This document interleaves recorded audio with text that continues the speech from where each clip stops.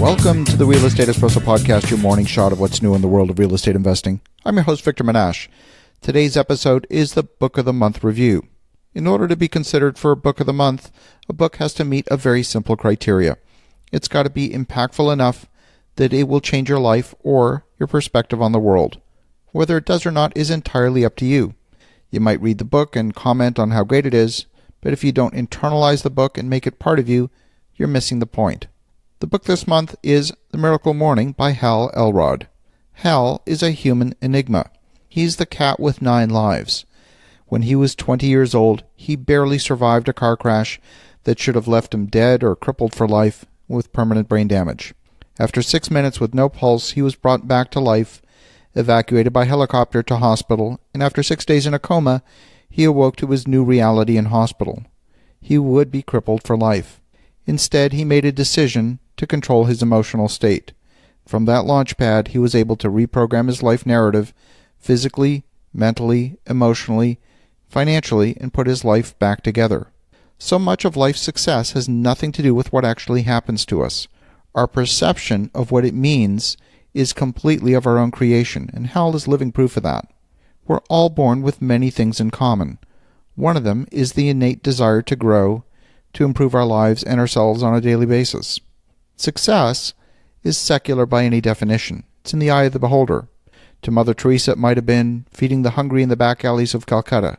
To Lance Armstrong, it might be winning the Tour de France. To Jeff Bezos, it might be supplying the world with what it wants. At the end of the day, the story each one of these people tells themselves is how they determine in their own minds whether they've been successful or not. And so do you. Hal figured out, while he was lying in the hospital bed staring at the ceiling, that he alone could control his mental state, not his circumstance. He knew he had a steep setback to overcome. If he was truly to overcome his predicament, it would take an extraordinary series of steps. One simple change was unlikely to be enough to have a measurable impact. So he made a decision to combine the best practices of several practices into a single intense explosion of activity to start his day.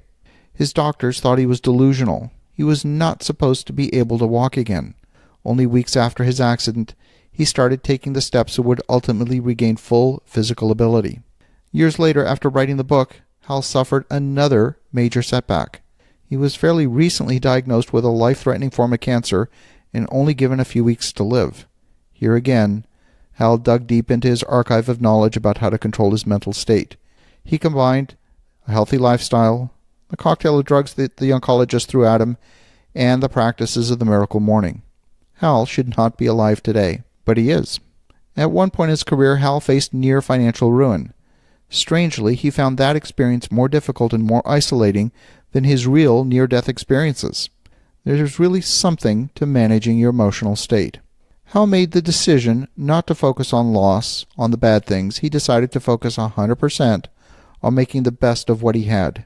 He could not change the past. He could only move forward, and he dedicated his life to fulfilling that potential.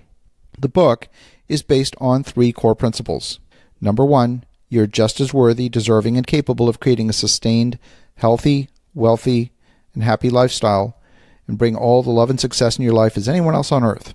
Number 2, for you to stop settling for less than you deserve, you must dedicate time each day to becoming the person you need to be, the one who's qualified and capable of consistently attracting, creating, and sustaining the levels of success that you want. And number 3, how you wake up every day and your morning routine or lack thereof dramatically affects your levels of success in every single area of your life. Simply by changing the way you wake up in the morning can transform any area of your life faster than you thought possible. If you're waking up every day and every day is the same as the day before, it's because nothing's different. If you want your life to be different, you have to be willing to do something different first.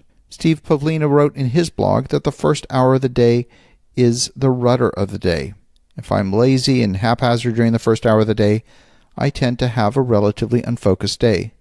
But if I strive to make that first hour optimally productive, the rest of the day tends to follow suit. So definitely go out and get a copy of Hal Elrod's The Miracle Morning. There's an entire book series in multiple languages, ebooks, audiobooks, all attached to the original ideas behind the book.